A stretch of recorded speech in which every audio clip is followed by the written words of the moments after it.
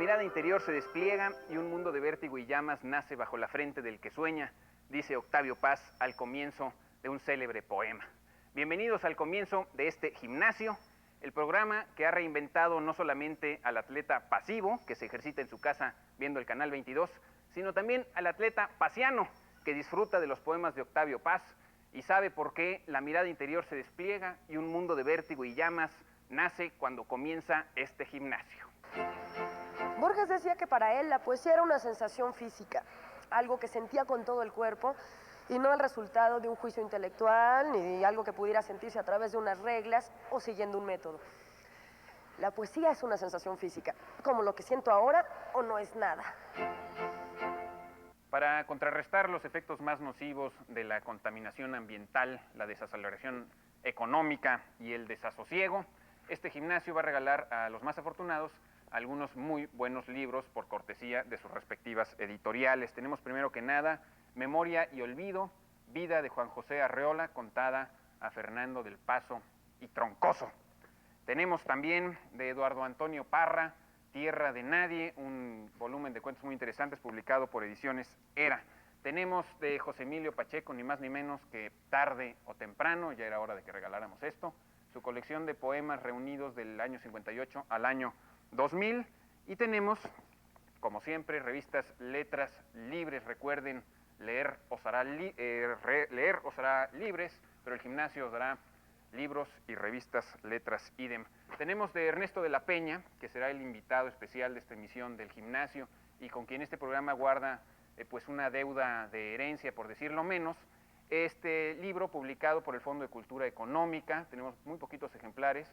La Rosa Transfigurada, es una edición pues muy elegante. Ernesto de la Peña, el insaciable y cultísimo, curioso intelectual, será, ya les dije, el invitado especial de esta emisión. Vamos a comenzar con nuestro primer ejercicio, que es el de la cita literaria. Este gimnasio siempre a la casa de citas, literarias. Los invita a este ejercicio. Les hemos puesto una palabra con anticipación a nuestros atletas habituales, a quienes volveré a presentar en cualquier momento, y ellos nos van a traer una cita que puede ser verdadera o falsa con esta palabra. La palabra que en esta ocasión les puse es la palabra casa, y bueno, para ello voy a presentar rapidísimamente aquí a mi derecha a nuestra querida Vivian Abenchushan, bienvenida, a nuestro maestro Germán Ortega, bienvenido, y a el escritor y maestro nuestro también, Eduardo Casar, bienvenido. Bueno, la cita literaria, ya les dije, es con la palabra casa. Oh, bienaventurado albergue a cualquier hora, decía Luis de Góngora y Argote. A ver, ¿tú qué nos traes, Vivian? Pues me costó trabajo decidirme porque encontré muchísimas, ¿no? Encontré el ensayo de La Casa Ideal de Stevenson, que es muy bueno.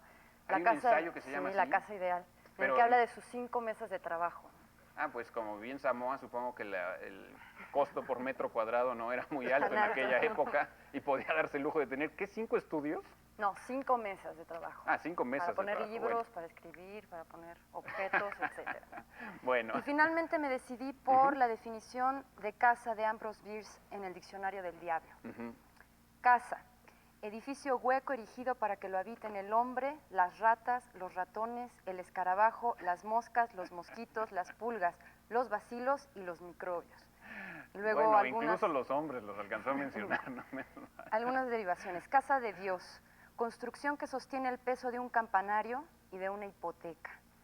Perro de la casa, bestia pestilente que se guarda en una casa para que ofenda a los transeúntes y aterrorice a los visitantes.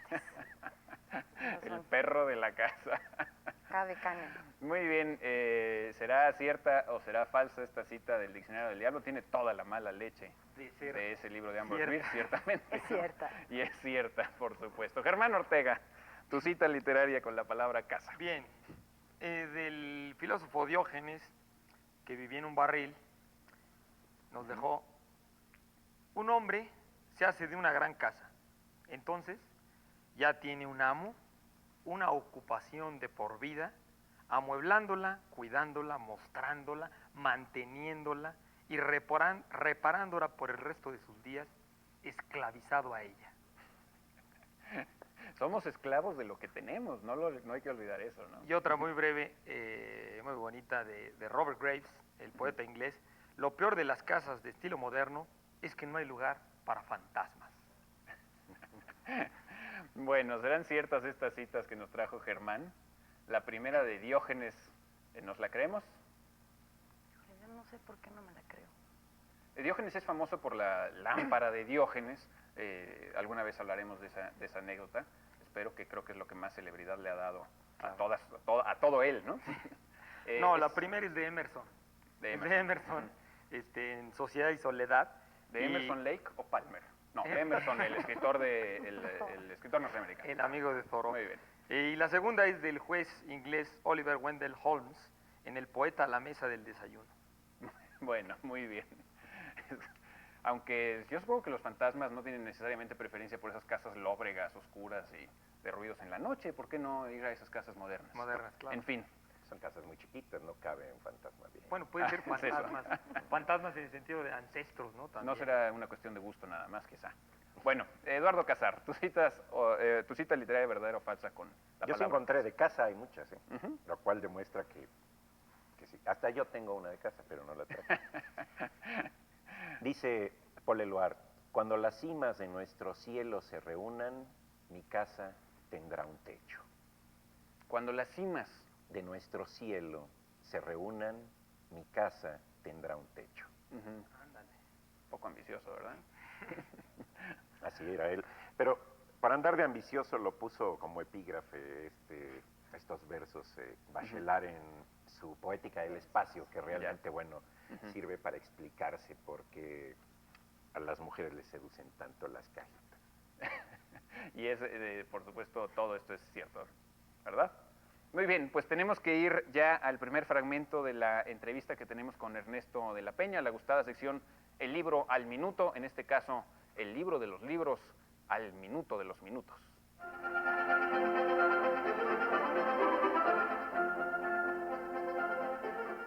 Mire, yo diría, sin que esto se tome como una propaganda religiosa, que es lo que menos quiero hacer, que la Biblia tiene tal variedad de tratamientos, de historias, de temas, de literaturas enteras dentro de sí, que es un libro prácticamente inagotable.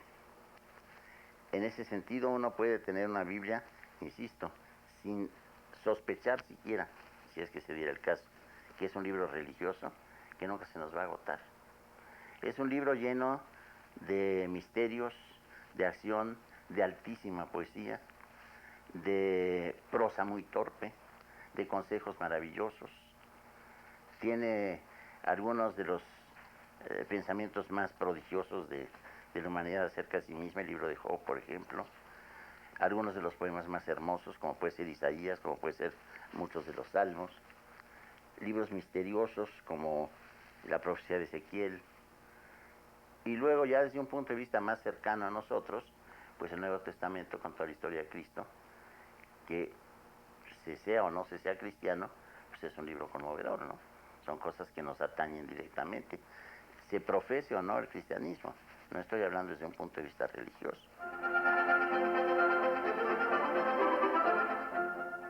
Biblia quiere decir libros, es decir, en Biblos, en la ciudad de Biblos, que actualmente es Líbano, se empieza a crear este tipo de papel que es el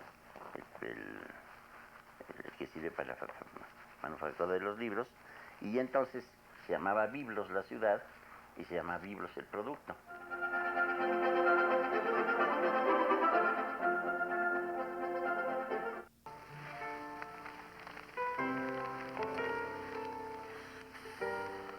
Et mundus transit, et concupiscentis eius.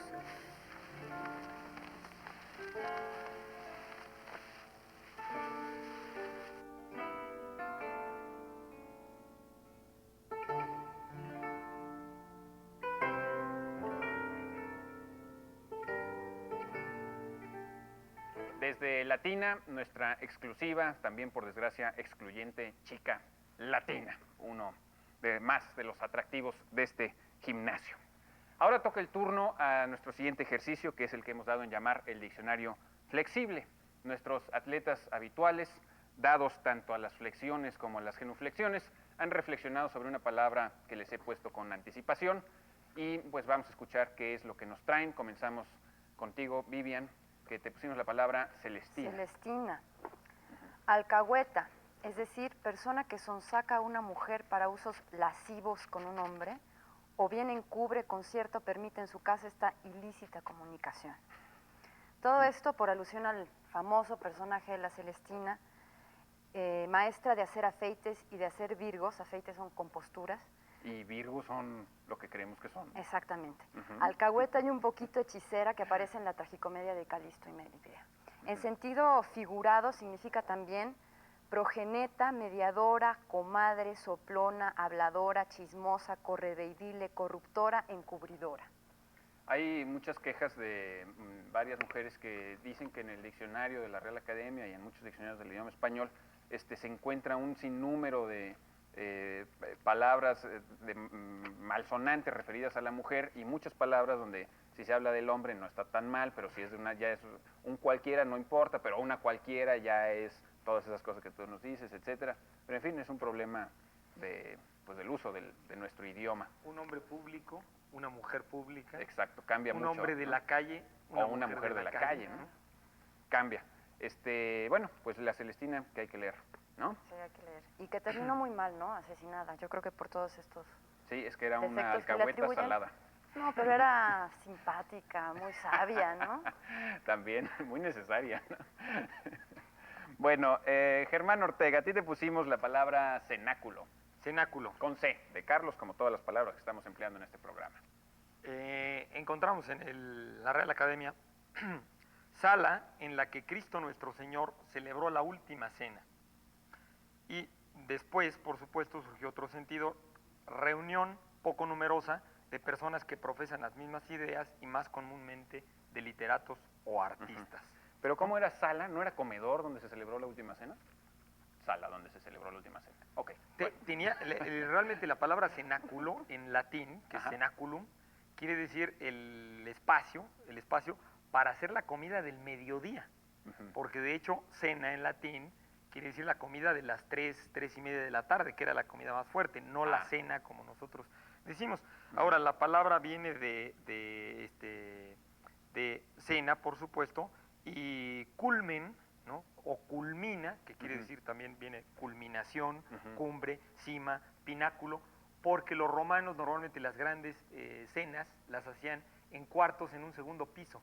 Entonces de esto, el cenaculum era el cuarto de arriba, donde se hacía la cena, por supuesto, ¿no? Muy bien, y después por extensión se dio este uso de que significa esta reunión de hombres importantes o que excluyen a los demás. Como exactamente, una reunión pequeña, de, claro, donde es una especie de petit comité. De ¿no? Olimpo, ¿no? Ajá. Muy bien, Elitista. eso es lo que nos trae Germán sobre el cenáculo. Y a ti, Eduardo Casar, te tocó una palabra que es toda una retórica, calembur, o calambur, no sé cómo se pronuncia. Ambas maneras son calambur, a mí me gusta más porque alude al albur. Muchos de los albures, una de las definiciones que traigo de calambur es albur mexicano que cala muy hondo. ¿Sí? El calambur. El albur, sí. Porque en realidad es lo mismo. El calambur es una especie como de yuxtaposición de palabras. Por ejemplo, hay uno de Garcilaso que a mí me gusta mucho. Dice un verso de Garcilaso: el dulce lamentar de dos pastores. Que leído de otra manera puede ser el dulce lamentar de dos pastores. El dulce lamentar de dos pastores. El dulce lamentar de dos pastores. Es decir, es una manera de contagiar una palabra con el sentido de otra. Esto se da a veces voluntaria o involuntariamente, ¿no? Hay en las adivinanzas mexicanas esa famosa de plátano es, ¿no? Plátano es, claro. Es decir, plata no es o plátano es, ¿no? Y involuntarias como, por ejemplo, cuando alguien se llama Mónica Galindo, ¿no? Sí, que ya... que cada quien saque sus conclusiones. Que cada quien saque sus conclusiones.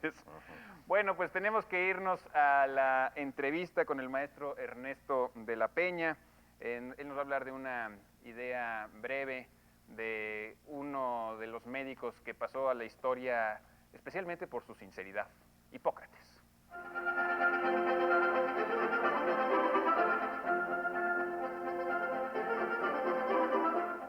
Bueno, el primer aforismo atribuido a Hipócrates: el arte es larga y la vida es breve. Es decir, cuando uno, y esta es una muy amarga experiencia de todos los hombres, y en la medida en que nos vamos haciendo viejos, mayor todavía, cuando uno es joven, pues se come el mundo cada segundo y tiene tiempo para hacerlo todo. No solo para hacerlo todo, para posponerlo todo. Ay, mañana empiezo, pasado empiezo, tengo toda la vida por enfrente. Y la vida se empieza a comer al ser humano.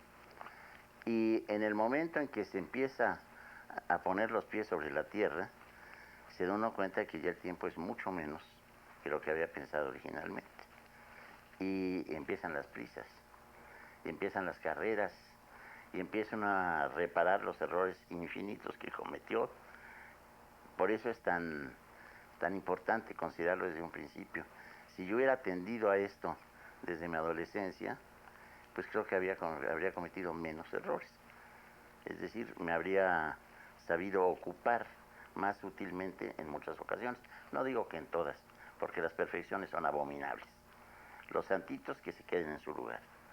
Pero cuando menos, no regarla tan frecuentemente. Y techni macra o debios micros. Sí. El arte es larga, la técnica es larga, dice, o el arte, y la vida es corta, es pequeña.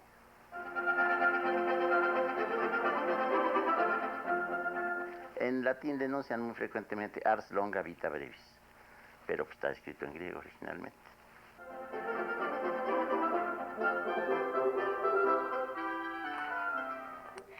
Entre los intelectuales que defendieron la cultura física y la gimnasia, hay que destacar los nombres de Locke, Hobbes y Rousseau. En Suecia hubo un poeta de nombre Ling que se convirtió en el principal promotor del ejercicio físico. Desarrolló una disciplina conocida todavía hoy como gimnasia sueca y que es sin duda mucho más recordada y practicada que ninguna de sus versos. La gimnasia sueca influyó tanto en Ingrid Bergman como en Evelyn Lapuente. Sigamos adelante con el siguiente ejercicio de esta emisión de El Gimnasio. Es el que hemos dado en llamar expresiones e impresiones. Consiste simplemente en que a nuestros atletas habituales les encargué que nos hablen sobre algún giro del lenguaje, alguna expresión de uso más o menos común. Algunas de estas expresiones o de estas dudas las hemos tomado de los mensajes de las personas que nos escriben aquí y nos preguntan de dónde viene lo de lágrimas de cocodrilo, de dónde viene tal cosa, tal otra. Y bien, pues de eso se trata este ejercicio. Abandonémonos por ahora al delirio de nuestros atletas habituales. Comencemos con Vivian, a quien le pedimos que hablara precisamente de esto, de las lágrimas de cocodrilo. Así es, y significa lágrimas hipócritas o falsas, ¿no? O sea, cuando alguien aparenta llorar con un dolor muy profundo y en el fondo no siente nada. Y esto es por una razón muy simple que yo no podría comprobar y que solo un zoólogo nos podría, si manda un mail y nos afirma, nos confirma esto, y es que los cocodrilos no lloran. Entonces, por eso las lágrimas de cocodrilo son falsas, ¿no? Bueno, creo que los cocodrilos no lloran como nosotros lloramos de emoción, pero aunque animal, en algunas ocasiones, en algunos textos clásicos se llega a hablar como si los cocodrilos sí tuvieran estas emociones y fueran capaces de llorar. Creo que lloran nada más cuando, como los que bostezan y se limpian los ojos, lagrimean, no lloran, ¿no? No gimen de dolor, tengo entendido. Pero bueno, se usa para esto, para hablar de un llanto falso, verosímil, ¿no? No del llanto del macho, como a veces se usa aquí en México, que de repente lágrimas de cocodrilo, como si cualquier hombre que llorara fueran lágrimas de cocodrilo. No, sabemos llorar con mucha sinceridad también nosotros. Bueno, Germán Ortega, a ti te toca hablar ahora de la patente de corso. De corso, exactamente, patente de corso. Bueno, la palabra patente, por supuesto, es un título real que se daba para el goce de algún tipo de privilegio. Estará patentada probablemente. Exactamente. Bueno. ¿No? Y corso viene de cursus, del latín cursus, que quiere decir carrera, y bueno, el término se empezó a utilizar en el Renacimiento, pero es una práctica muy antigua, ¿no? En el diccionario nos dicen campaña que hacían el corso, y patente de corso, campaña que hacían por el mar los buques mercantes con patente de su gobierno para perseguir a piratas o a embarcaciones enemigas y saquearlas. Ahora, realmente este método de represalia, de darle a un particular el permiso de que saque o robe barcos con una bandera enemiga, a pesar de que no haya sido, esto empezó con Enrique, bueno, empezó con los griegos ya, algunos reyes sicilianos en la antigüedad clásica hacían esto, pero el rey Enrique I de Inglaterra incluso lo llamó comisiones de represalia, y entonces le daba permiso a algunos barcos para que se vengaran de lo que les habían hecho otros barcos, simplemente con que tuvieran la misma bandera. Bueno, quién sabe si ni siquiera si se puede hablar de venganza, era simplemente un saqueo brutal, ¿no? Un saqueo, un abuso. Ahora, la diferencia entre el pirata y el corsario era esa, es decir, el pirata andaba por la libre y lo que robaba era para él, y el que traía, el corsario era un pirata, pero con permiso de su gobierno para infringir cualquier tipo de atrocidades a todo mundo y quedarse con todo y darle una pequeña parte del botín a su gobierno, y lo usaron los ingleses y los franceses, ¿no? Sobre todo contra los barcos españoles. Los barcos españoles. El pirata Barbarroja de los turcos fue un famoso corsario, y por supuesto los más famosos fueron Sir Walter Raleigh y Sir Francis Drake, ¿no?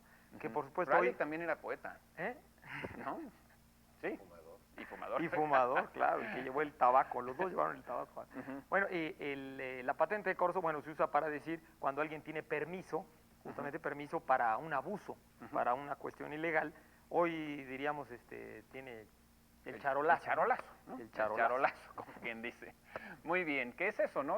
Andan sueltos por la calle con permiso para robar y repartir algo del botín allá arriba, ¿no? Bueno, Eduardo Casar, a ti te tocó, te pusimos como tarea que nos hables un poco de esta expresión que es darle calabazas a uno.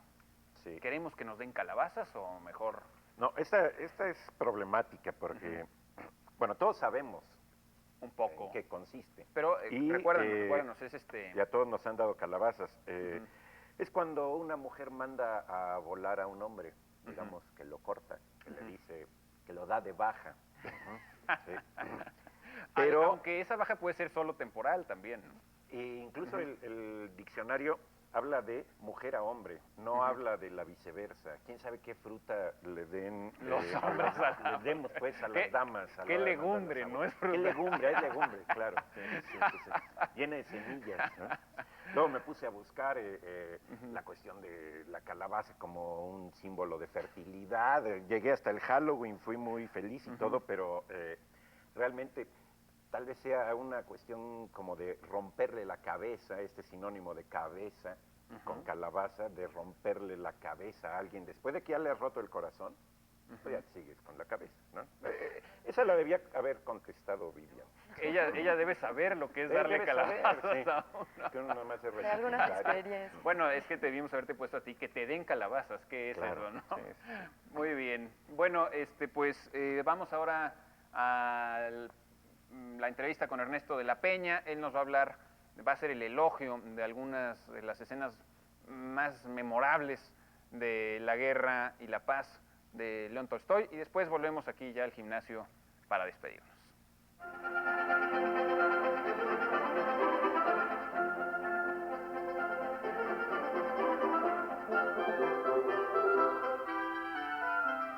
Es, por ejemplo, la escena de la muerte del príncipe Andrei en La guerra y la paz de Tolstoy. Es maravilloso ese momento.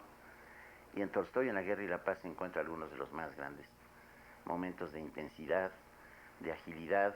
Cuando Katia está bailando y Tolstoy dice que ve todo el espíritu eslavo encarnado en ella, cómo lo dice, en qué momento, es incomparable. El personaje de Bezújov, que es una especie de, pues, como de crucigrama humano, está maravillosamente descrito. Ahí tiene otra novela inagotable, La guerra y la paz. Y yo encontraría en esos pasajes, quizás sobre todo el de la muerte del príncipe Andrei, junto al cual estalla una granada y empieza a girar y dice, no me va a hacer nada, no va a pasar nada, y lo mata. Pero todo ese... ¿Perdón? Él ve la ve. Y entonces uno sabe que sí le va a pasar, pero él está como en otro planeta. Y ese contraste entre lo que realmente está sucediendo, el lector que lo está teniendo en la mano y que sabe que lo va a matar porque lo intuye, y que aquel, el personaje, no se da cuenta de la cercanía de la muerte, es extraordinariamente intenso. Y está manejado pues por un genio. Bueno, pues allí lo tenemos. Como vimos, es menos grave que te den calabazas a que te den granadas. Eso sí, de ahí no la cuentas. Bueno, tú ibas a hacer un comentario, Vivi. Sí, no, iba a ser una confesión vergonzante. Es que no he leído La Guerra y la Paz, pero descubrí en el número pasado de la revista Paréntesis que hicieron una cosa que se llamaba el Salón de la Infamia, una que encuesta. era una encuesta. Sí, un gran número de personas no ha leído. Un gran número de personas cultas, de escritores, no han leído La Guerra y la Paz. Es que como que vivimos en el acelere y nada más el ver esos dos tomos nos...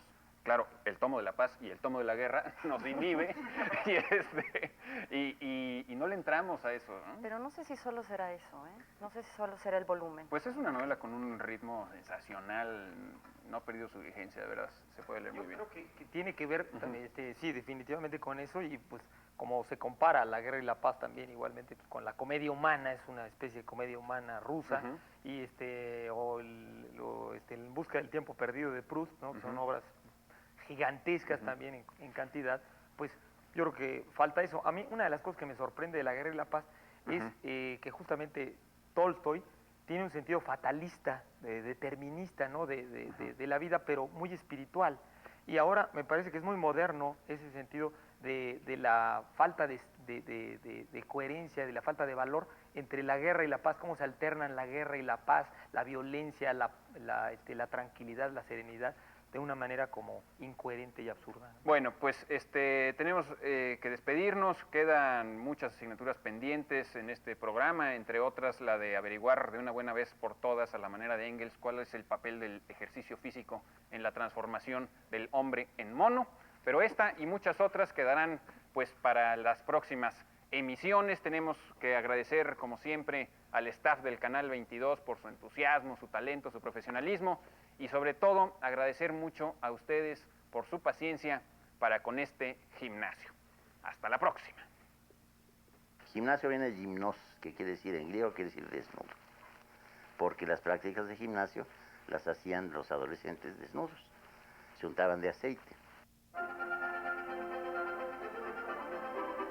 Es el gimnasio, puesto el gimnasio, das es Gymnasium, this is the gym. Ven al gimnasio y en el gimnasio, come al gymnasium, come to the gym. En el gimnasio tú encontrarás, tú troverai, you will find. L'espa de letras, come las letras, non sono discretas, ni analfabetas, son paranchetas, che incominceta la rutina per preparación de retórica che juguetón. En el gimnasio desarrollatio de intelectuatio il musculón, il lexicon l'iperbatón. Es el gimnasio, non è magnesio, quítalo necio, velas el fin. Ego t'absolvo, nobles oblige, no ven gain, no pasarán. Un, dos, un, dos, un, dos, un, dos.